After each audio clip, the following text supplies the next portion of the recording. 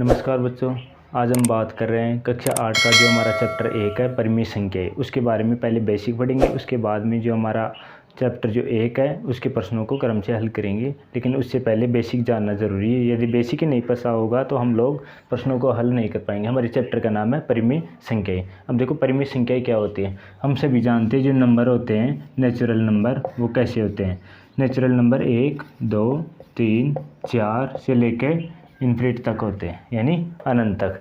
इन्हें बोलते हैं नेचुरल नंबर, जब हिंदी में बोलते हैं प्राकृतिक संख्याएं।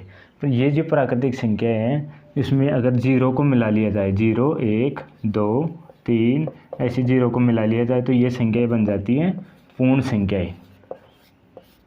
इन संख्या को बोलते हैं पूर्ण संख्याएं।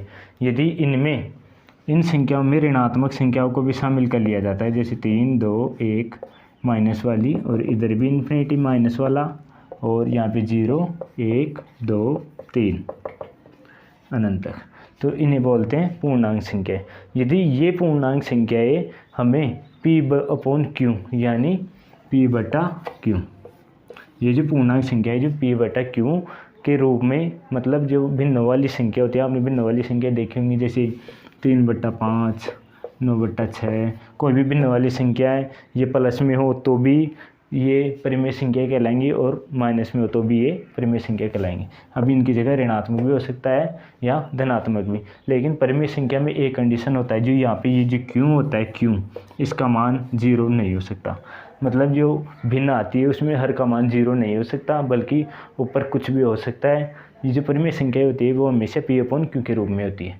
अब जो परिमेय संख्या है उनके गुणधर्म के बारे में पढ़ेंगे। यदि गुणधर्म ही नहीं पता होगा तो हम लोग जो परिमेय संख्या की जो प्रश्नावली है हमारी 1.1 और 1.2, तो हम उसको हल नहीं कर पाएंगे। चलो इसके गुणधर्म के बारे में पढ़ते हैं।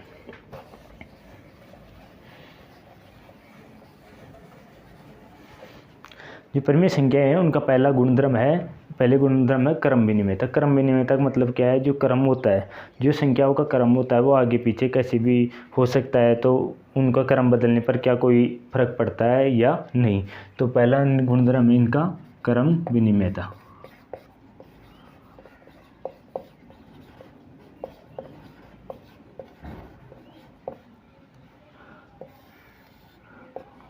ये है क्रम विनिमेयता।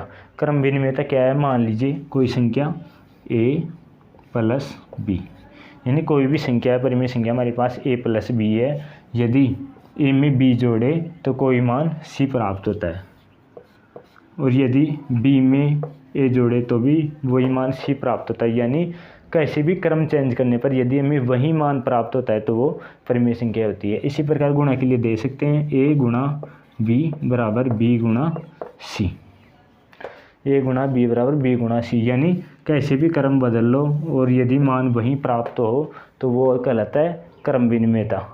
क्रम विनिमेयता गुणधर्म के बाद हमारा दूसरा गुणधर्म आता है साचर्यता।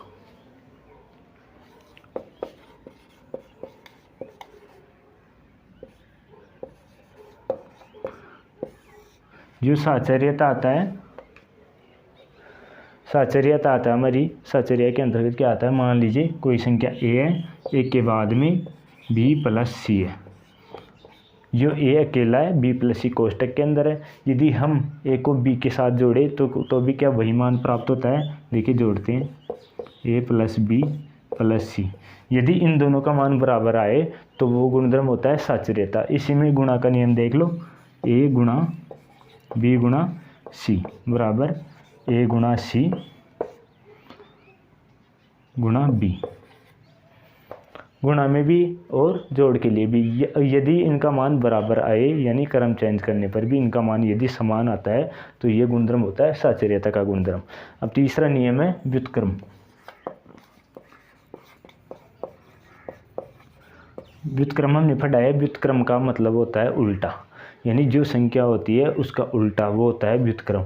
मान लीजिए कोई संख्या 3 है तो 3 का उल्टा क्या होगा, 3 का उल्टा, जैसे व्युत्क्रम 3 का उल्टा हो गया -3, ये हो जाएगा इसका व्युत्क्रम। जैसे हमारे पास परिमेय संख्या 1/9 है, इसका व्युत्क्रम करना है तो कैसे करेंगे, माइनस लगा दो 1/9।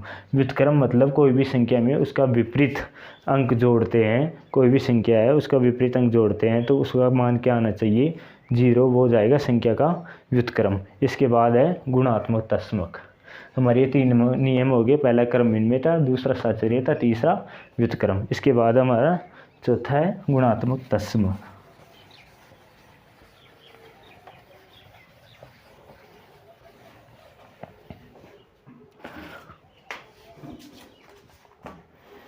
हम चौथे नियम की बात कर रहे हैं अब हम गुणात्मक तत्समक।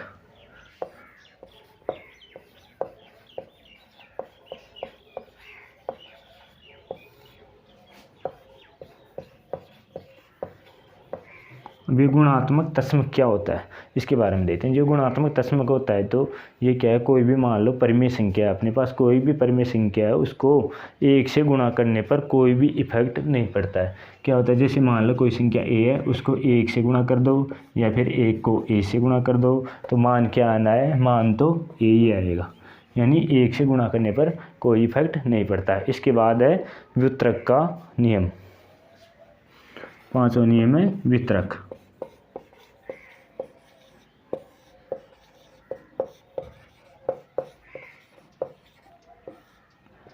ये 5वां नियम है व्युत्क्रम का नियम। ये जो नियम है इसके अंतर्गत देखो, जैसे a है, इसके बाद में गुणा है b प्लस c।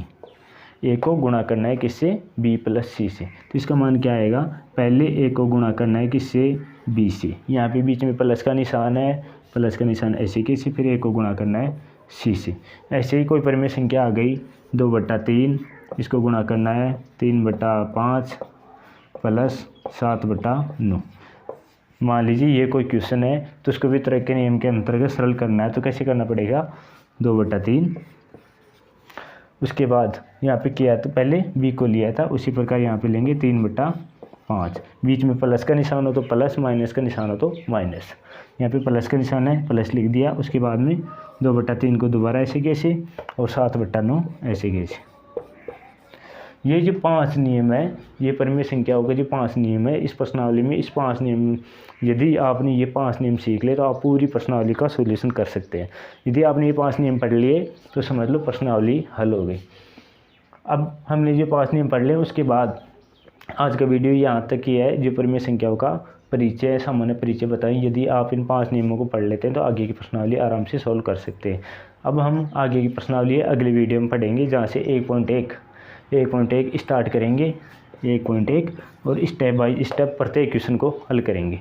तो ठीक है दोस्तों, अगर आपको ये वीडियो अच्छा लगे हो तो प्लीज़ सब्सक्राइब ज़रूर कीजिए और बेल आइकन दबाते रहिएगा, जिससे आगे से आगे आपका कोर्स के जो वीडियो अपडेट होंगे तो आपको मिलते रहेंगे।